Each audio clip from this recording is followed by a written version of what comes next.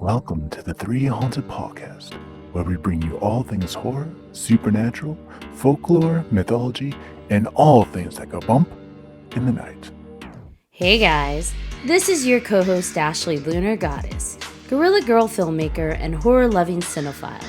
I'm just your average pun-making swearwolf that loves to explore the spookier things in life. Hey everybody, I'm John Thomas, paranormal investigator, super smartass, and film lover extraordinaire. What's up, ghouls, gals, and all of our magical pals? In today's episode, we'll be talking about brujeria. What exactly is brujeria? How does it differ from other types of metaphysical gifts? Join us and our special guest, India Phoenix, to find out more. But first, a word from our network sponsor.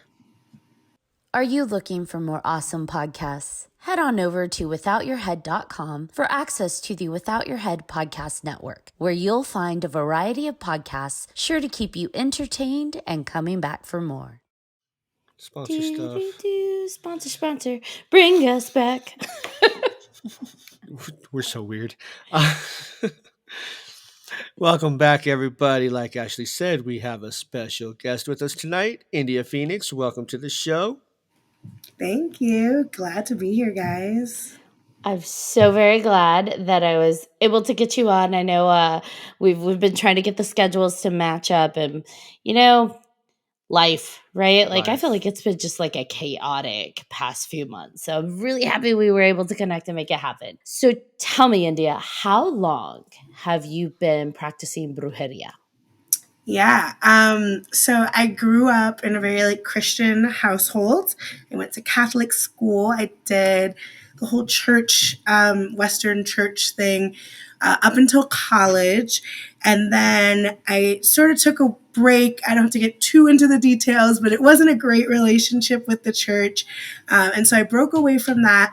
And I spent some time, I think, just knowing that I liked the spiritual, I liked the community component of being in a church environment, but I just need something different. So I was kind of just floating around for a bit. And I would say within the last 3 to 5 years, about 5 years ago, I started dabbling in brujeria. I was very interested in Wicca and Wiccan practices when I was in high school. So I kind of started dusting off a little bit of that. And then 3 years ago now with the pandemic, I had time to research it and to learn more. So I would say I've been practicing now for the last three and a half years. And there's a lot out there. Like you said, there's witchcraft, different types of witchcraft too. And we've got so many things out there. What drew you to brujeria specifically? Yeah, so I kind of answer this in two ways. I think there's the human element and then there's the spiritual element. On a human element, I was curious about it. My family is from Puerto Rico. We have Taino ancestry. But if you know anything about Puerto Rico, it was it was the first place to be discovered by Columbus. That's the Taino natives. And then there was African slaves brought to the island to work, as well as all of the conquistadors from Spain. And so we have this very unique dynamic in Puerto Rico where we have the European, the African, and the indigenous all living in kind of a very beautiful homage, I guess. And so I always knew that I was interested in some of those ancient practices. And my grandma comes from that background, but she very much so was like, don't do that. So I think there was an innate piece of me that wanted to discover a little bit about that sort of ancestral piece. And then the human piece, I was like, this is so interesting. It's different. It is connected to my culture. At the same time that I picked up brujeria, I was getting really connected with my culture again.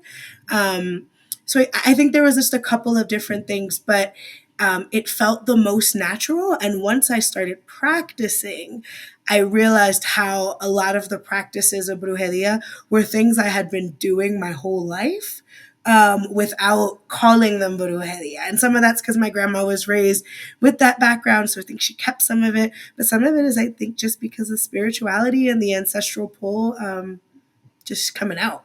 It was just the natural gifts Yeah. coming out. So, what does brujeria look like to you? Yeah. So, another little history lesson. I love it. Let's do it. I think it's important to understand the context. So, Absolutely.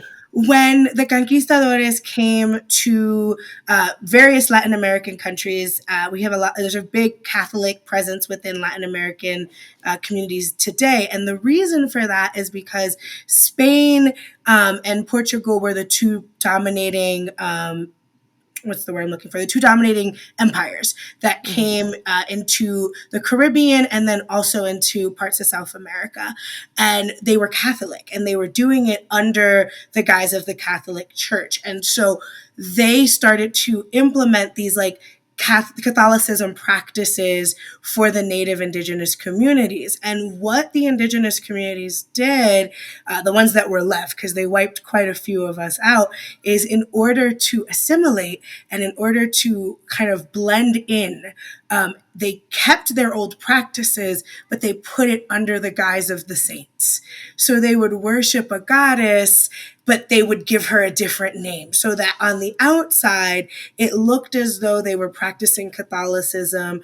They were really leaning into those traditions while still maintaining a little bit of their own history. So when I think of brujeria, I think of it as a form of like rebellion and a form of I always use the language of reclamation. So I'm reclaiming these ancestral practices that were stolen from me because of colonization.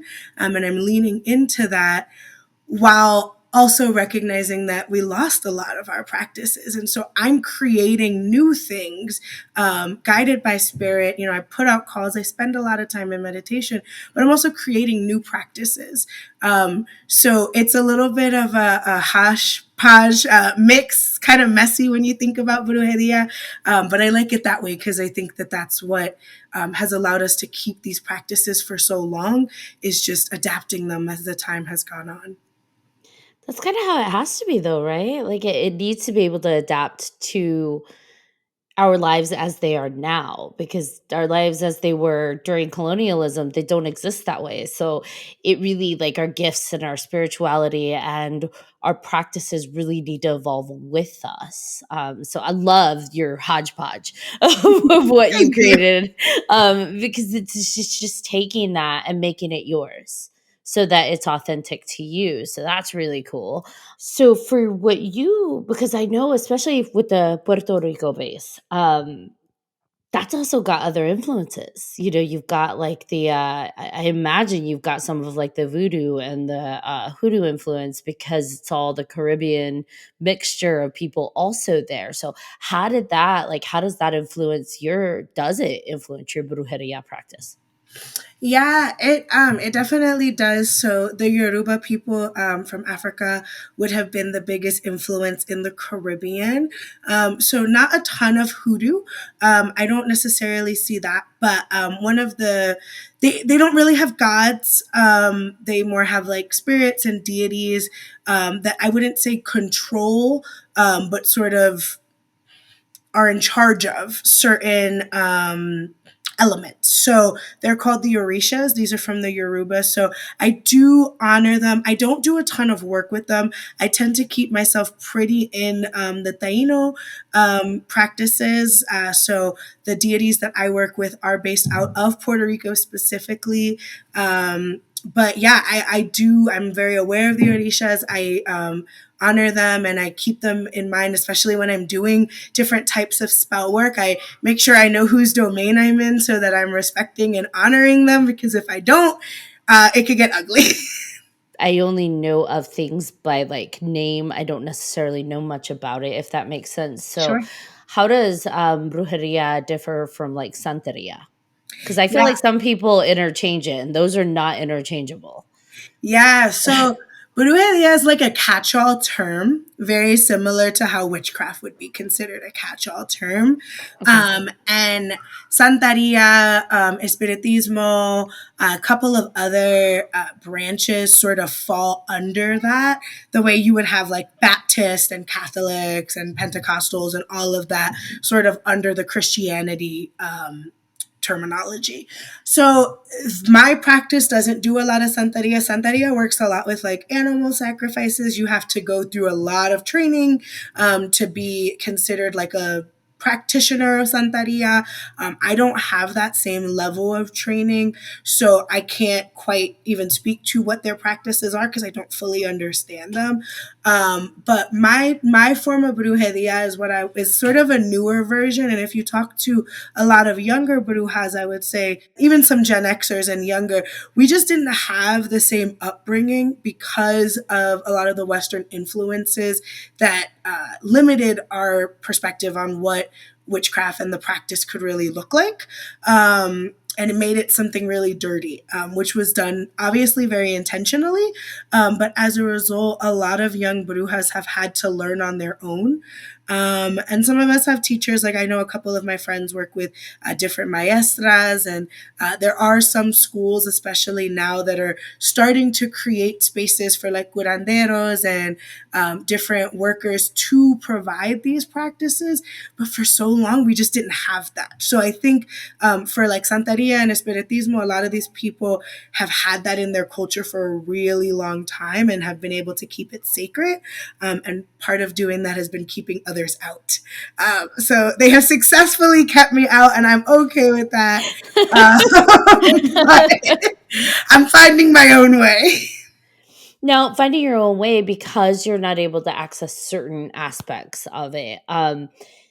Where do you find the resources, especially for like the traditional, because they had to hide from the Catholic Church and they had to hide from other, religions that were like, nope, that's demons.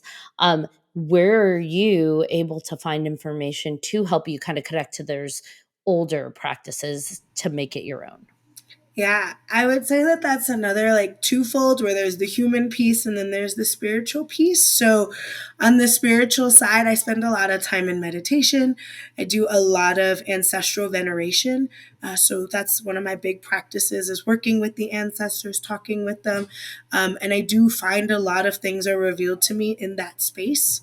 And I'm able to kind of tap into older practices that way. But the other way is just to be in community, is to find people who are older than me that have been practicing for longer. I have a curandera out here in Colorado who works with us, and she has taught me a lot, especially about like the more scientific sides of things. So like, how do these herbs work together, and how can you cleanse your house, for example, like things that are really rooted in practice and have some like truth to it, right, in the way that the physical world works as well. So I learn. I spend a lot of time online. I read a lot, and I'm just sort of building it from all these different channels. Yeah, it's funny the stigma that's associated with those the words, even in like our own communities.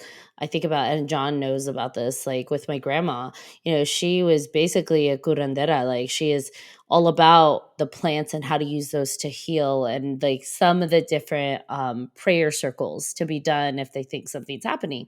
But if you tell her that she's a curandera, she gets so mad at you. And like when I was little, I used to mess with her on purpose. And I'd be like, Grandma, you're a bruja. And she's like, oh, don't you say that to me. And she would get so mad at me. And you think about that now, and it's like what she is doing, if that was put in context of outside of the Latin culture, she could be considered like a green witch or a kitchen witch. And if I said that to her, she would hit me. No, that stigma is so real. And so when I launched my business, right, it's called By the Brujas. And I made it a very public thing. Like I showed my logo, and my grandma follows me on social media. So she calls me one day and she's like, what's this with the brujas? Like, are you practicing brujeria?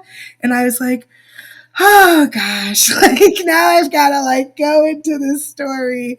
And she didn't take it too well, but it's because of what they've been taught. So I think it's cool that there's a lot of people in this younger generation that are willing to go back to some of those practices and to see that they work like they work. It's real. Like, I know it's easy to think it's all metaphysical and it's all crazy, but it's real. I have a lot of like stories of how the magic has been very real for me.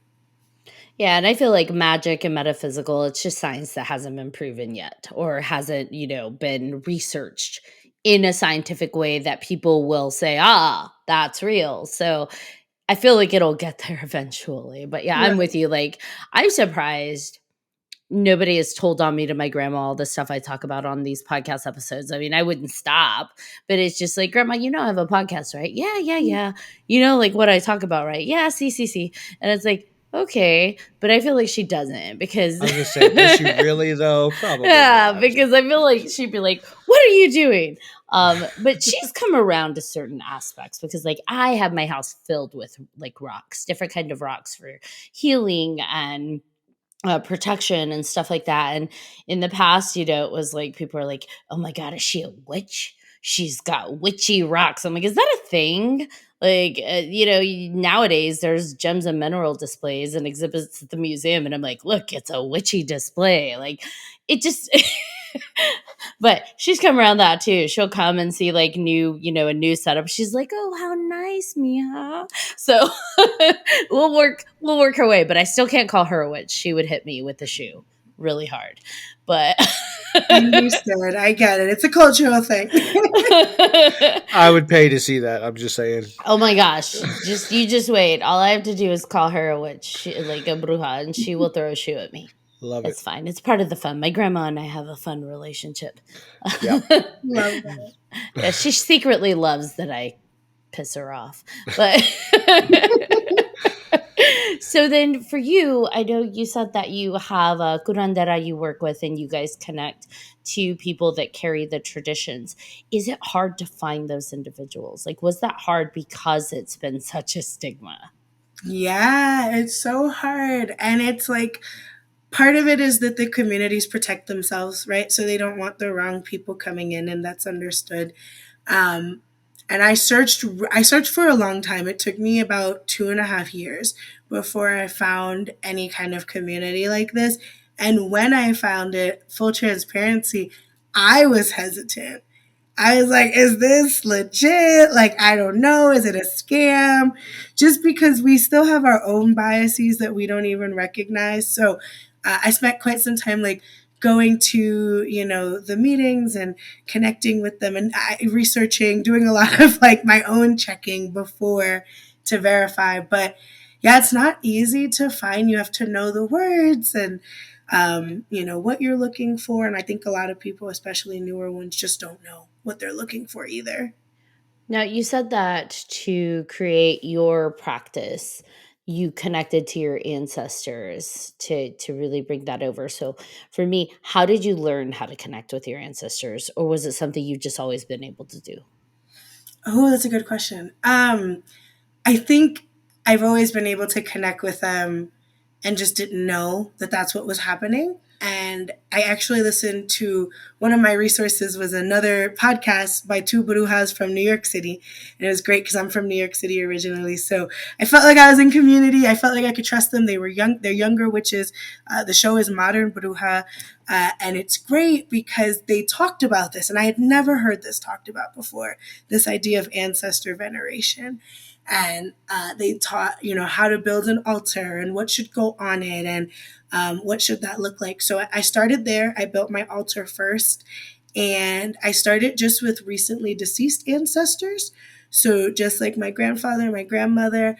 And at first, I will be completely honest, I was hesitant. I was like, I don't know. Like, they were Christian. Are they going to come and talk to me? Are they going to be mad at me? These are like the thoughts I had. And so I did a ritual and I connected with my grandfather and instantly knew it was him. I could smell him, I could feel him. Um, and then I was able to, it was funny, the next day I was in the store and this incense, I buy incense all the time. My house is always burning something. Um, and there was an incense I've never picked up in my life. I can't even remember what it was, sandalwood. I've never picked up that particular scent. So I go, okay, I'm going to get something in my soul. Just was like, please, you can get this one. So I grab it and I burn it and it smells just like my grandfather. And I was like, oh, that was the confirmation that I needed. I'm exactly where I'm supposed to be.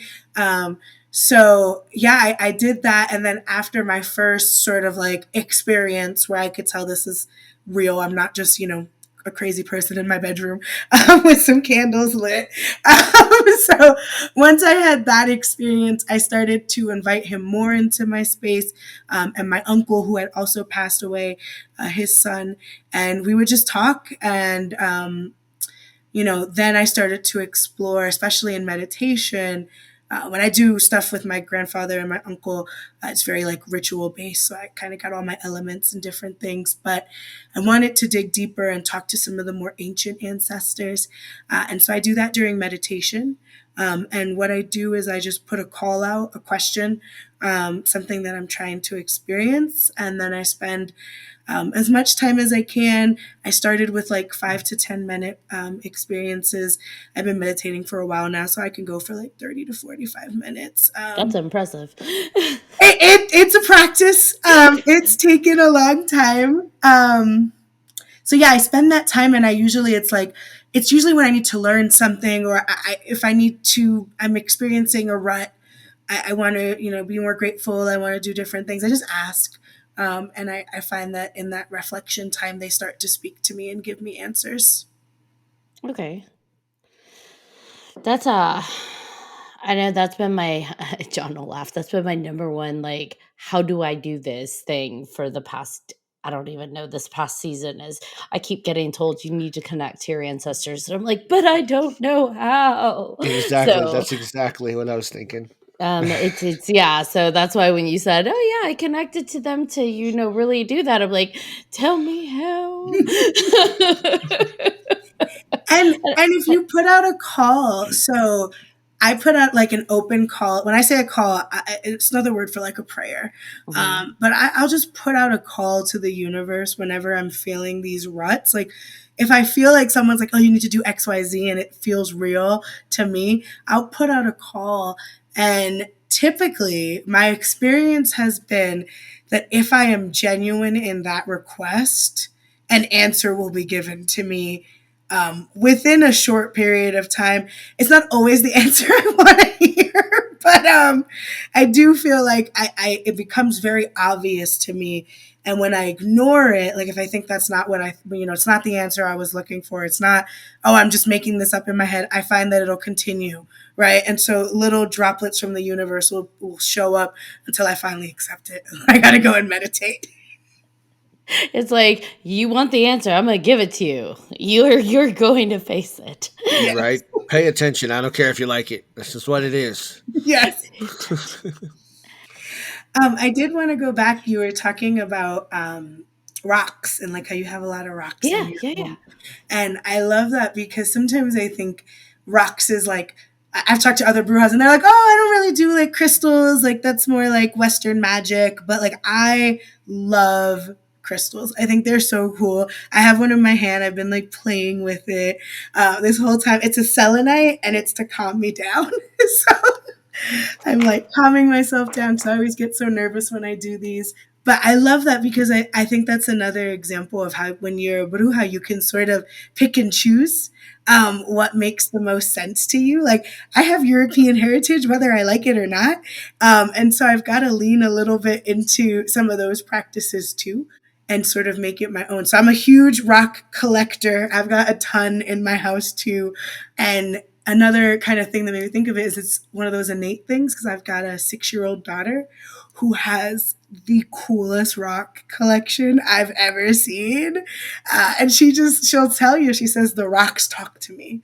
And they tell me to pick them up. She's a bruja in the making. I was going to say, that kind of sounds She's- familiar, Ashley. I know, she's a geosensitive baby. That's awesome. That's like, rocks are my world. I used to like be more quiet about it because shame, right? Like, oh, we're not supposed to. But like, once I started just embracing and leaning into it, like, you know what? Yes, I feel pulls to certain rocks during different times. I visualize rocks for people if I feel a connection, like, hey, I think you need this in your life right now, whether you want to take it or not. It's just, I love it. And it definitely, I feel like, has an impact on my specific energy. So I definitely have learned to lean into that and embrace that more. Yeah. What I find interesting though, people yes, Western society made it trendy. Like the New Age made it trendy, but it was always there. Like Native Americans love turquoise for a reason, and a lot of people are like, well, because it must be because it's prettier because it was valuable. But actually, turquoise is like a very powerful protection tool, and it wards off negative energy. And so, to me, when they're wearing it and it's like full on headgear and like the what am I thinking of? Not the necklaces. What are they called? I'm spacing on the word, but just like all over these ceremonial dress. It's like there's a reason for that. They were drawn to turquoise for a reason and not just because it was pretty. Those are, Native Americans are spiritual and we're connected to spirituality in a way most of us just aren't or are not yet. And so, yeah, I think that like some of our best like rocks, minerals actually comes from Latin America. Like some of the most special rocks out there, whether it's like the black flower agate or the Mexican crazy lace, or like there's just beautiful stones out there that carries just like protection and grounding and all these things. Like I'm already starting to nerd out. Like they're not going to take this away from you, India. It's just I like guess you can say that they rock your world. ha Dun, ha dun. ha. Oh, that's They great. do. And you've been holding on to selenite. I actually have been holding on to a carnelian tonight. So I don't know why. That's just what I'm like. I got to hold that one tonight. Yeah. So I get it. And I love that your daughter is into it. And like, yes, that just makes me happy. Yeah. No, I'm raising my daughter to be a little bruja. She's definitely shown some sensitivities that I think I probably also showed at a young age and wasn't allowed to explore. So there's a lot of stories from when I was a kid of like my mom saying I did weird things or I said weird things. I had weird imaginary friends. And as I grew up, I'm like, I wonder, like I don't really remember it, but I wonder what that's like. And I started to notice a couple of those little things in my daughter. Like she's got a really powerful mouth on her. What I mean by that is she can manifest without trying. So I tell everyone this story because my daughter, I really do believe, is a little bruja in the making. We had been living out in Nebraska for a little while. It was right before we moved to Colorado. And we came out to Colorado just for a visit. Like we had no intention of moving here or anything, at least for a couple more years. We knew we wanted to be here, but it wasn't anything set in stone. And we're driving my daughter around and she goes, Mom, I think we're going to live here. And I was like, maybe, like, I think that would be really cool. Like, not anytime soon. She's like, no, before the year is over, I think we're going to live here. She's 5, by the way, at this point in time. And so fast forward a couple of months and we're moving into our apartment in Colorado. And I was like, wow, like that all started, and it really, she was the catalyst for it. She said it and it started to get the gears going in our brains and pull in the numbers. And I realized really quickly, like, okay, she's got something on her because she was able to make that happen. And she's only 5. And she does it all the time. Like she'll do like little things. She'll say, something's, gonna fall or something like that. And it does. And then we're like, oh, that's scary. But I love that she's got you as a mom, though, because you're going to help make sure that stays present. Because I feel like when we're little and we have these things that are starting to present themselves, different gifts or different talents, in the past, it's been like, oh, shut it down. It's evil or it doesn't exist or it's all in your head. And the fact that she's got you to lean into that and encourage that and support that, it's like, holy cow, what is she going to be like when she hits 14? What is she going to be like when she's in her 20s? Like, oh, I can't wait to see that. Like that. Yes, like that's exciting when we're not getting in our own way, right? When we're not stopping something, what kind of magic is that going to produce? And I'm excited for that. Yeah, no, I am too. And I think, you were talking about like the indigenous communities and like their connection to rocks, right? And their connection to trees and animals. And all of that is because they were connected to nature in a way that unfortunately we are not anymore. And you can get out in nature. Like, I love living in Colorado. I go to the Rocky Mountain National Park, and even there it's like so commercial. Even being in nature in the mountains, it's beautiful, but there's cars everywhere, and it kind of hinders it. But I try and get up into the canyon and do different things to feel that connection without getting conspiratory or anything like that. But, the cell phone towers and Wi-Fi and all these different things, they impede our connection with the natural. And they impede our ability to be in nature. And I think a lot of the feelings that you're talking about, like when my daughter and when you say like rocks communicate with me, I feel that way with food and with herbs. A Western word would call me like a kitchen witch. I do most of my magic in the kitchen, and I with wholeheartedness, I will hear an onion be like, I need you to chop me up, put me in the soup. Like, and it sounds silly, but I can feel that kind of connection. And I think that we would all have those connections if we weren't so distracted all the time, watching our TikToks and you got the music go. And I'm guilty too. Like, I'm not trying to be holier than thou. Like, I definitely fall into it. But that disconnection from nature, I think a lot of the magic is just science. And because we've put these barriers around ourselves, it's been difficult to make those connections. Yeah, absolutely. And I think there can always be a balance, right? So you don't have to get rid of it all to be one. Like, there's definitely, we still have to exist in modern society. So finding your 5 minutes for TikTok, but still finding your hour away from cell phone towers, away from everything, to just remember to sink your feet into the earth. And what did Lady Luna say? Hug a tree, John? Yep, hug a tree, Go put definitely. your roots in the earth and hug a tree. Yep.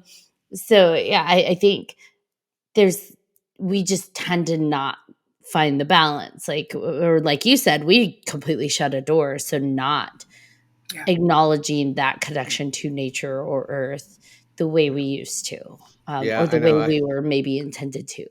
I feel bad for, the younger generation because I was part of the last generation that was always outside before the internet and everything else. So we were told, go play outside, whether we wanted to be out there or not. We were out there.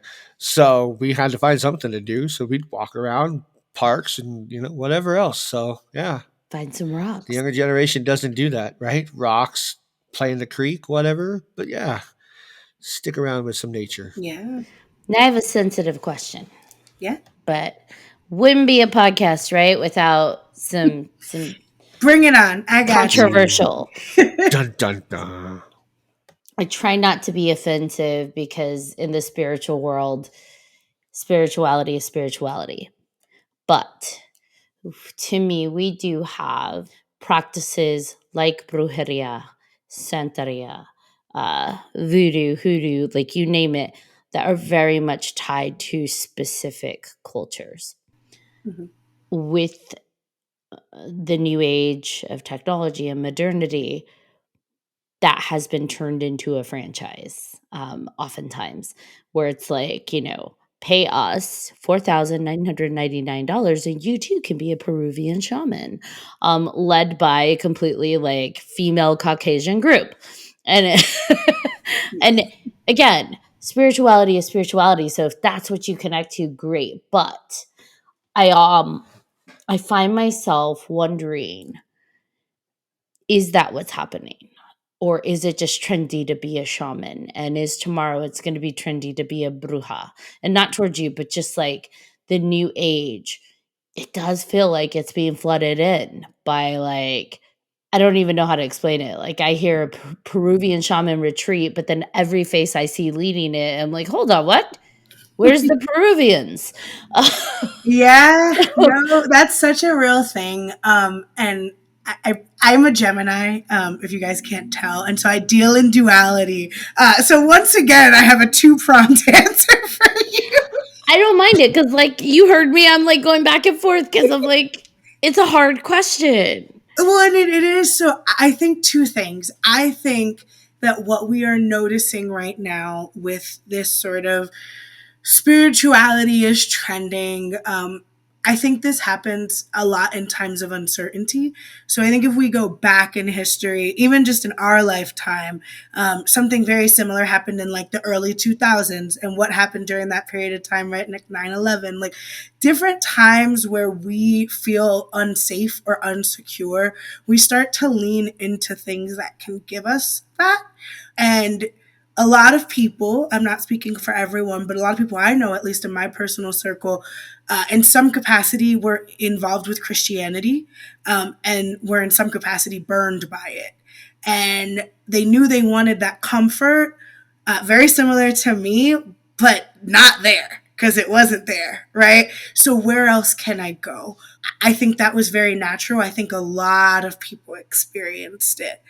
I also think we live in a capitalist society where everything is and can be monetized. So people sort of lean into what they know, even as they start to connect with these ancient practices. Um, I don't think that all of the people who have commercialized their practice are bad people. I think that some of the people who are commercializing practices don't have the greatest intentions and maybe aren't the most genuine in what they say and are sort of riding the wave. But I think that, and this is just my own personal experience, but I've talked a lot about this with different practitioners in my circle of brujeria or other kinds of spirituality.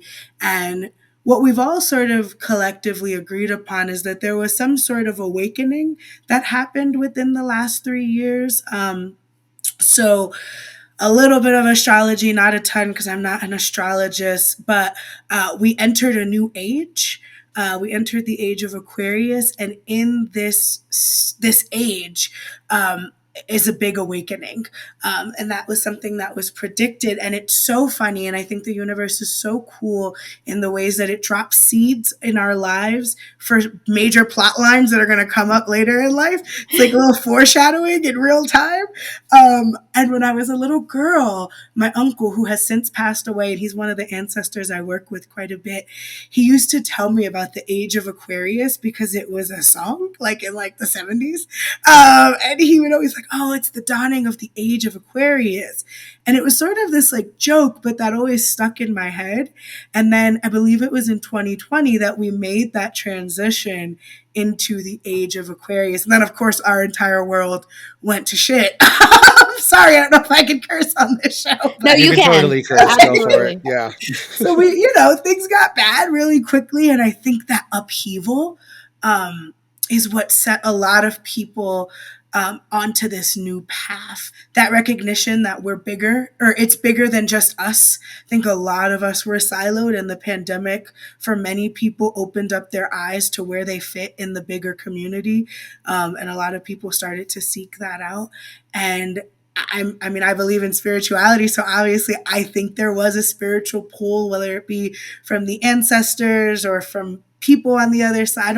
I don't claim to know that stuff. I can only say what I've experienced, but I think they took advantage. They saw this thing happening and they were like, this is our chance. Let's get as many people as we can. I think it worked. Yeah, I definitely feel like I felt that we've all, anybody that's even slightly sensitive has felt like a shift. And even those that refuse to acknowledge this world, they're like, something's off, something's changed. You see that, like, that's the one benefit of social media, is seeing people's posts. They don't even realize they're all posting about the same awkward feeling or the same bad night of sleep or the same night of nightmares. And it's like, I guess I just really pay attention to people's feeds because I'm like, that's like the fourth person today that said they had a really rough night. And I don't believe in coincidences. So it's like, I do think there has been a shift to spirituality. There has been a shift to wanting to connect to something outside of us that we know inside exists. Whatever we want to call it, it's there. That connection to our ancestors, that connection to our life beyond us and behind us and ahead of us and around us. And for me, I'm with you. I think that no matter what your original origin of, culture, what you attach to, what you feel connected to, that's just what's going to speak to you. And I fully appreciate that. I actually have no problem with people that want to sell packages on like their gifts, because to me back in the day that was a thing. You traded food, you traded other, resources to these people that are providing you something, because that's what their life is revolving around. It's just, it has to happen. We have to take care of them the way they take care of us. Makes sense. I think the things, it really does come down to intention. Like you said, what's their intention? And there are some people you can just tell. Like you just went to go take advantage of something that's people need, they're needing, and someone else is able to offer. And it's like, ooh, I can connect y'all. I can hook y'all up. I'm going to set you up for this. And it's just like, and I feel like you could tell because you might talk to someone and get a reading and they're like, cool. Now do you want to do a $5,000 mentorship? And it's like, huh? Let me come to you about that. Well, that's the thing. You need to have discernment. And this discernment is something I learned in the church, like in my Christian years. And my grandma would always tell me, same grandma I've been talking about this whole time, she's very involved in the church. And she would always tell me, you have to have discernment. Even when I would enter into like Christian circles, she would tell me, make sure you have discernment, make sure that those people are there for all the right reasons and that you're in a safe space. And I think that that's really important. And I even shared that when I looked at my curandera, I researched. I didn't just accept it because she, said she could do these things and she hit all the buzzwords. I'm a marketer. I know the buzzwords. I know how to find out what they're saying. But the truth is you have to feel it. And if you feel like it's icky, because the spirit will show up real quick if you're in a space that's not right for you and you're open to receiving that it might not be right to you, you'll start to feel it. You'll start to feel uneasy in your body. Your body will tell you long before your brain even catches up. And I think that piece is really important. There's a reason we say listen to your gut. Your gut and your brain are so connected. So making that decision based on how you feel is really important. And it's also important to do your research and to do all of these things. Nothing is that black and white, right? So we need to do all of these things. We live in a modern society. Like lean on the tools that have been given to you in this age. Yeah, I'm absolutely with you, like 1,000%. Like if you listen to your intuition, it's always talking to you. But we mute it down so much by ignoring it that it becomes like a little bitty whisper. But the more you listen to it, the louder it's going to get. Like your best friend, sometimes your best friend doesn't tell you what you want to hear, but it'll tell you what you need to hear. And that's I'm all about that. I love that concept, discernment. Absolutely do your due diligence and listen to your intuition. That's key.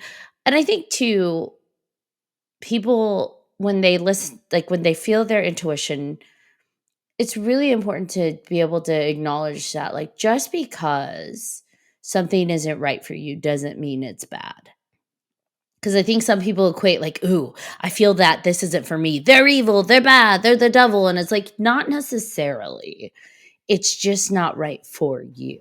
And that's, I'm all about personal truth. I know some people I piss off that are of the like traditional religion persuasion when I'm like, yeah, that's your truth. And they're like, there's not your truth, my truth, there's the truth. And I'm like, okay, and that's your truth. No, and it's cool. I like the you guys heard the story of the blind men with the elephant. It's like one of my favorite analogies. If there's a giant elephant in the room and they bring in all these different blind men to feel different parts of the elephant, and one might be, and they ask him, what kind of animal is this, right? And so one will touch the trunk, and obviously it's long and it's slender and it moves like this, it must be a snake, right? And then so on and so forth. They all start to touch different parts of the animal, and they all come to their different conclusions. And I think spirituality is very much so like that there isn't just one truth. It's a truth that is significantly bigger than our very limited human perspectives. And so it's not untrue that you're describing only the trunk of the elephant when you're describing it. That's a very real part of what you're experiencing. But to deny that others in the room are experiencing something different because it's not your experience really, I think is really damaging, because I can't imagine that. I don't know if, God is the name, whatever you want to call the creator, bigger entity. The idea that they could be so limited and put into a box and could only have these set characteristics that one group of people believes, just seems so human. And that entity is not. So why would they operate under our confines? It's my little religious spirituality soapbox. Now, I actually love that story of the blind man with the elephant. That's a great way to describe it and explain like perception. And we can only interpret things the way we perceive the world. So it's like we put our very human characteristics onto something bigger than us. And it's like, it's not human. Like we all agree, whatever that is not human. So why would it embody our humanity in that way? Maybe there are facets of it because, we're all branches, but it's not completely wholly human. So I don't know. I get excited when talking about these topics. Uh, so for brujeria and does that include spell work for what your brujeria is? I like the smile. Oh, Big yeah. smile. Sure does. It love sure does. When I was in the church, I keep bringing Christianity, not to down talk it, just as a caveat, because it was my experience. Right. So when I was in the church, I was a prayer warrior. That was sort of always considered my gift. And I led prayer teams. I love prayer. I think there's something really beautiful about speaking what you want out loud, and letting everyone in the room and in the ether hear and receive that, and the intentionality behind it. So spells work identically. They work the exact same way. It's all about the intentionality behind it. So I do a lot of spell work, both big and small. So some of my spells are really tiny spells, blessed be, a breath of gratitude, a sort of I need XYZ, like bring it to me kind of thing, whatever that looks like. I love to rhyme my spells because I think that it's all about intentionality. So if you're really thinking about how can I make these words fit into this cadence that sounds good, then you're being really thoughtful about what it is that you're trying to accomplish. And then I do some big spells with, I work a lot with the moon. So Tuesday, March 7th is a full moon. I will be doing actually, I lied, not a manifestation. Don't manifest with the full moon. It's very dangerous. But just so anyone knows, it's not good to manifest with the full moon. But I'll be doing some releasing spells. And so it's a form of manifestation where you release whatever's holding you back from achieving your goal, whether that be like a physical thing or mindset, habits. For me, it's some pretty bad habits that I've been trying to shake. So I'm going to turn to some spell work for it because they're not going anywhere with all my human practices. So I'll give you guys an update on how that goes. Nothing wrong with layering all the efforts. Right. Again, we operate in this plane, so we got to bring them all in. But yeah, spell work for me is a lot about intentionality. You can use another bruja's spell if you have the permissions for them. I don't recommend going online and researching a spell for XYZ and then using it. I'm a firm believer you should be writing all your own spells, but I do share spells with different friends. My sister just asked me the other day, what do you do for a full moon? So I gave her my entire ritual, told her how I charge my moon water. And so she will be using that. She has my permission. And so I've given her my blessing in doing that. But I always recommend writing your own. And again, it's that intentionality. So this is like a kind of funny quirk, but I think it's cute. There's a movie, millennials will know it, Halloween Town. And there is a scene in Halloween Town that I kid you not describes magic. It's all this one scene. The witch Marnie is asking her grandma, how do you make it go? How do you make magic work? And her grandma's like, magic's super simple. You just have to want something and then let yourself have it. And it's that simple. If you want it and you let yourself, the letting yourself is really hard because we don't ever let ourselves have what we want. We've created a lot of limits. But if you let yourself have it and you believe that you can have the thing that you want, that's magic. I mean, that's really how it works. So yeah, I love spells. I do a lot. If you can't. And I love Halloween Town. So yay, you became my new best friend.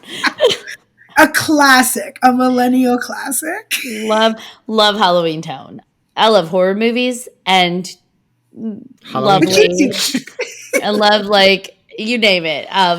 Halloween Town, Hocus Pocus, I even like Twitches. Disney horror. Twitches was good. Twitches is good. I like Twitches. How could you not like the twins? Come on. I loved it. I love all those movies. And I love that concept. I've been wanting to do like the full moon celebration with a group of friends and just have them come and do like releasing, like maybe have a fire pit and do like a release of all of our things that we want to let go of. I think I'm gonna do my first like big one in Colorado. There you go. Invite me. That sounds fun. Absolutely will. I see a bunch have no of idea naked what I'm people. doing. Bunch of naked people running around. You know what's hilarious is for me, like we're fully clothed, but one of my really good friends there, she is just like, she's adamant at some point. She's like, we need to do full moon bathing. And I'm like, what? She's like, we need to do full moon bathing. And I'm like, I don't know what that means. She's like, yes, you do. Naked bathing in the moon. Naked lay in the moonlight. I'm like, shoot, Hell I'll do yeah. full moon bathing dancing. Let's go for it. Let's My do it. poor neighbors. Hey, the moon's got powers. The moon's got some energy. I'll have to poke your brain, India, about how to make moon water. Because you said, be careful what I look at online. So I don't want to go find it online. Usually I'm like, let's ask the Google. But instead I'm going to be like, let's ask the India. It's a picture of a butt and some water. Moon water. Moon water. So that'd be awesome. So you did mention your website. Are you open if people are wanting to look more into brujeria? Are you open to being a person to come to ask questions about or maybe get guidance or referral to? Yeah, absolutely. If you are interested in learning more, you're curious, you just want to know, talk to a bruja, I don't know. Ask me a lot of questions.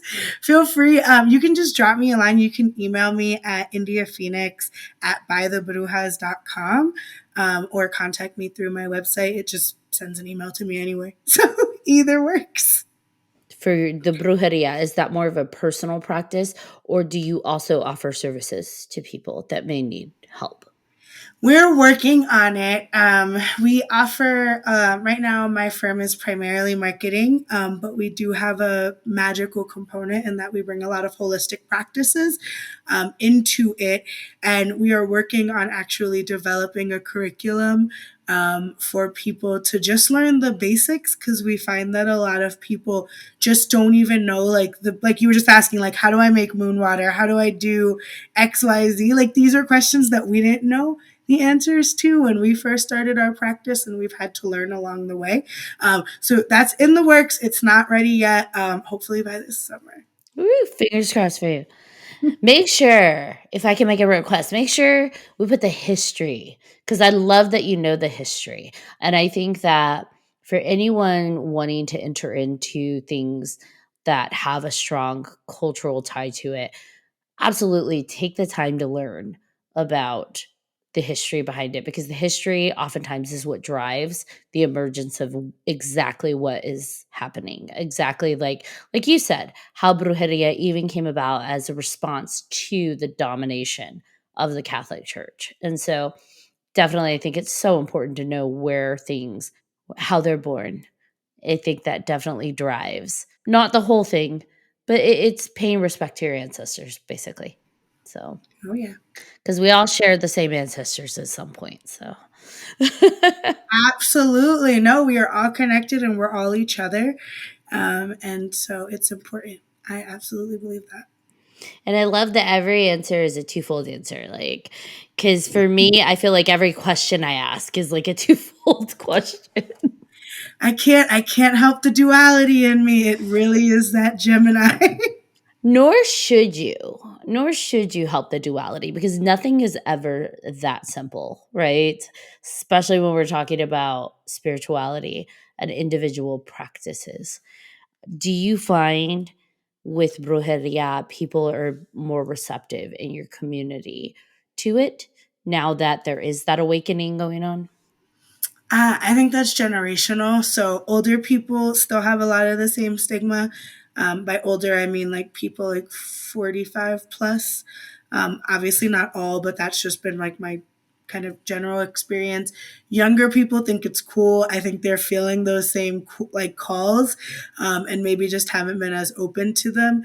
So if I can just sort of show them that it's normal and I'm not like some weirdo living in like a dungeon practicing in the woods, like just a regular person. I try really hard to do that to normalize it because I think we a lot of people in my community at least still have a lot of that stigma. So I spend a lot of time explaining myself, and that's okay. I'm happy to do that. It's very brave. It's very brave to put yourself out there and be the face of that when there is such a strong stigma. And that's where I tell people, look here. I'm not that crazy. I only dance naked in the woods on a full moon. So when I'm collecting the moon water. I mean, everyone's got to dance naked in the moonlight at some point in their lives. I was gonna say at least once or twice. I've had a really good time with you being on tonight. Is there anything else you want to share? Like, this is your time, your platform. Is there anything you'd like to share or say? I think kind of like my last piece is for anyone who is like interested in this or like feels a call and has been maybe pushing it down, like to answer it. And it's so worthy. Like I feel like even when I was a teenager, right, I was explaining like that Wicca piece, I was trying to explore it. And I was into the horror stuff and the different things. And over time people kind of bred it out of me. They told me I was weird. They told me I was all these different things, which are not true. You're not weird, obviously. You're awesome. You're in great company. But if you are feeling those pulls to feel comfortable to explore them and reaching out to people and find the right people, there are lots of people who can teach you and want to teach you, want to bring you in, want to welcome you into this community. But you have to reach out. We don't know who you are.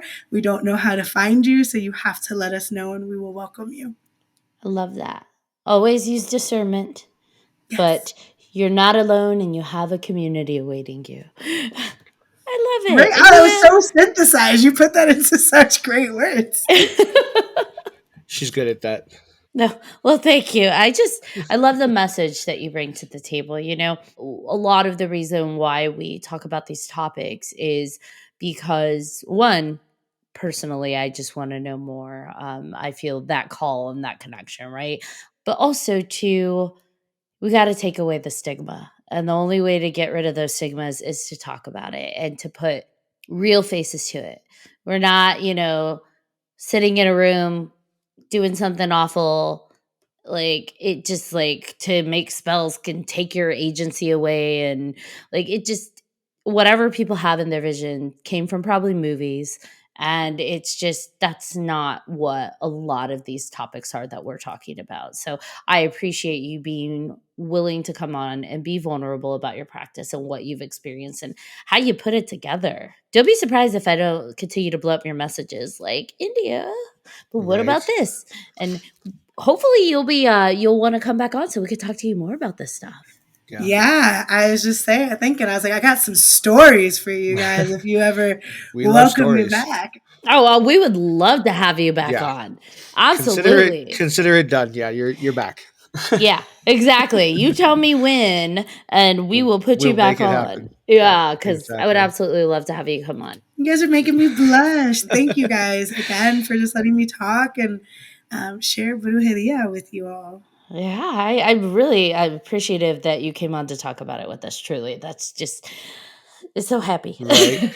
happy for me. And I think like with all of these episodes, it'll find the right people that need to hear it, and we'll probably hear back from them. So we've actually heard back from some people on some episodes that, oh wow, that really hit me, or I didn't know about that. And so I think it'll find the right people. It always does. It always does. Yeah. The universe provides. So Exactly. That's it. You just captured it. The key is just putting it out. Like I think you said really well earlier. You have to just put it out there and let yourself have it. And so, anybody listening, if there are any of these episodes where you're like, I'm really curious, I want to reach out to this person, let yourself have it and yep. let yourself have that moment and reach out. So, yeah. All right, John Thomas, Woohoo! Bringing us home. bring us home. Oh yeah, I'm not actually muted. I thought I was. He mutes himself all the time and forgets. All the time, and I forget. I have a whole paragraph done, and they're like, "You're muted." I'm like, "Shoot!" Gotta say it all over. God dang it! I couldn't get it out the first time. No, but seriously though, thank you, India, for coming on. I can't wait to have you back on to hear your stories. It's going to be fantastic. Yeah, I want to know these stories. We're all about the stories. We love them. Love stories. Yes. And thank you to all of our listeners for listening to this episode of 3Haunted Podcast with your host. I'm John Thomas. I am Ashley Lunar Goddess. If you have any questions, comments, or episode suggestions, please feel free to email us at 3hauntedpodcast@gmail.com. And if you haven't done so already, please like, follow, and subscribe to all of our social media. You don't want to miss another amazing moment. Until next time.